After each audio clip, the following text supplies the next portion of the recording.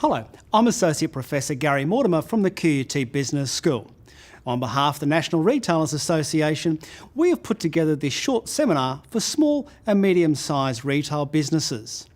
In this third seminar, I will discuss the differences between loyalty, reward and incentive schemes, the aims of such programs and emerging trends in relation to loyalty. Let's begin. So do you have or are you considering implementing a loyalty or incentive program? What are the aims of your program? What are you measuring? Which program is best for you? This seminar hopes to provide you with some direction and some answers. Now, retailers tend to use terms like loyalty, reward, or incentive schemes interchangeably. But what are the differences? Loyalty and reward are very much one and the same, predominantly designed to reward existing shoppers for their loyalty. Incentive schemes, on the other hand, are designed to elicit extra sales. Herein, a reward is not attained until a benchmark has been achieved. So, a free haircut after 8 visits or an award once you attain a certain spend. Qantas is a good example of an incentive program where members attract more rewards and benefits the more flights they take. So what aims do you have for your program?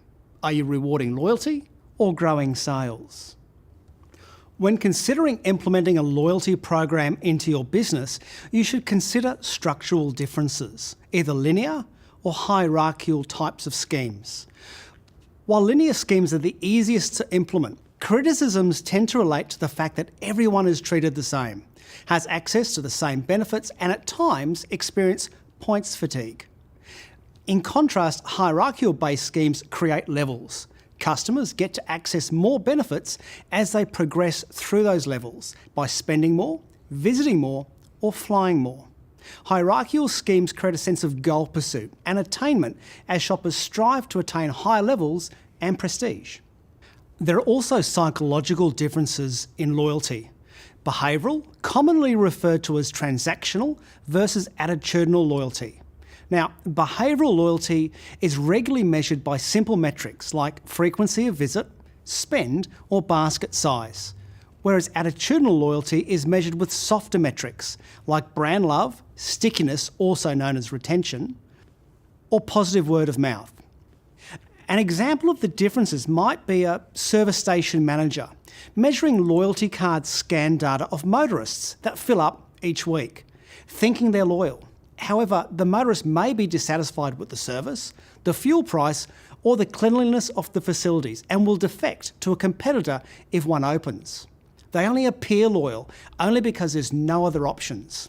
So while it's important to capture and monitor behavioural or transactional data, retailers should also capture attitudinal loyalty data. As noted earlier, before implementing or adapting a loyalty program, you should consider the aims and goals of such a program, as this will influence your choice of metrics to capture. In general, loyalty programs have 4 key aims: to engage existing customers, increase repeat purchasing, increase spend or basket size, or to attract new customers. Now, in a perfect situation, your loyalty program will attain all 4 key aims. However, when starting out, it may be better just to focus on 1 or 2 of those goals and do them well. Concerned about claims of points fatigue, where customers tire of relentlessly accruing points, loyalty programs are now moving to creating immediate gratification, surprises and experiences as a way to engage existing customers. For example, using your transactional data, identify your most valuable, most growable customers and surprise them with an unexpected discount or a gift. The unexpected nature of the offer provides immediate gratification. Psychologically, customers walk into your store with expectations. The product will be in stock, professional service, no waiting. So to attain an unexpected outcome, like a discount, creates a positive psychological response, like surprise or delight. Rather than offering points, offer invitations to VIP shopping nights, or product launches, cooking demonstrations, or even upgrades. Importantly, when communicating with your customers, personalise the correspondence, use their names and refer to previous purchases. People regularly forget whether it's their next hair appointment, beauty treatment, or basic supermarket purchase like laundry detergent. It's within these forgetful moments when a shopper is likely to remember and pop into a convenient competitor. This is referred to as seepage. A strong loyalty program supported by robust data can prevent your shoppers going elsewhere and increase their purchase frequency. This is referred to as stickiness. Now, good retailers will interrogate their data, regularly looking for when a shopper purchases. If they're purchasing shampoo every 8 weeks, send them an offer at 7 weeks. Personal reminder on the 8th. Easter long weekend coming up. Camping retailers should be sending those offers 2 weeks prior, and then reminders in the lead up to Easter. How about a lapsed cafe customer? Hasn't shown up for their morning coffee? Don't let them leave. Message them, we missed you today. Loyalty is becoming an ongoing conversation. It's not just about collecting points. So we've just looked at when customers are buying. It's now time to look at what they are buying. Increasing basket value requires retailers to once again interrogate their data, understand what customers are buying and offer suggested or associated products. Now, while this can be done more easily online with pop-up product suggestions, physical stores can also utilise this loyalty tactic. In-store, staff should be trained to offer complementary products. If a shopper buys shampoo, offer conditioner or a hair treatment. Alternatively, analyse historical loyalty data. Go back a week. What did your shoppers buy? If it was oil and an oil filter, then send them an offer for radiator coolant. After engaging with your existing customers and encouraging them to spend more frequently on more products, your final aim is to attract new customers. So if a major criticism is that everyone is treated the same, receive the same offers, to attract new customers, you need to be different. So why would someone join your program? What does your program offer that others don't? Placing value on your program can differentiate you from your competition. If anyone can join the loyalty program for free, it has no cost and therefore no value. Accordingly, charging a small fee to join creates value and exclusivity. Communicate the outcomes of the scheme, not the process. Don't say you can collect points every time you shop. Instead say, we care about your hair. Receive a free hair treatment each month when you spend $100. Attract more customers by having existing customers bring their friends. Referral programs are a great way to increase your shopper numbers. I often ask friends and colleagues why they binge on television shows, particularly towards the end of the month. Their response? I want to get value for my money. We're now seeing a trend towards subscription-based loyalty programs. One of the reasons Costco and streaming services like Spotify and Netflix are successful is the subscription-based models they use. These schemes generally start with an introductory price before moving to a full price. And of course, fees are direct debited.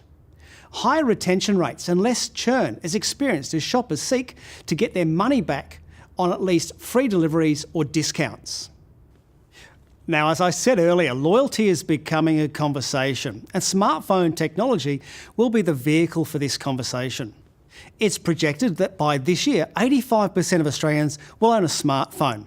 Emerging technologies like beacon technology and near-frequency communication technology will become the future of loyalty.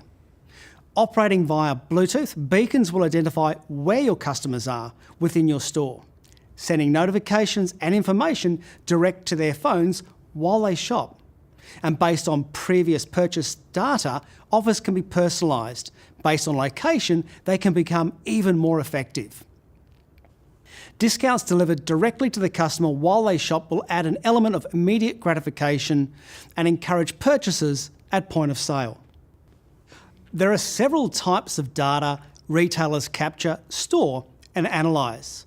However, prior to capturing any data, visit and read carefully obligations under the legislation, particularly in relation to privacy and spam. Now, the web address for the Office of the Australian Information Commissioner is provided, and it's a great place to start. So what data should you be collecting? Start with identification data, emails and contact numbers, addresses, and then look at demographic information such as date of birth, age, gender and marital status. Without that data, all other data is irrelevant. Also track and capture transactional data, things like frequency of visit, products purchased or amount spent. Without that data, you can't benchmark or monitor the performance of your program. Things like attitudinal data. This can be best collected using a market research company. So things like brand relevance, positive word of mouth intentions, brand love, or levels of perceived satisfaction. Finally, inventory and promotional data. Before you can offer an associated product, you need to ensure that you've got stock.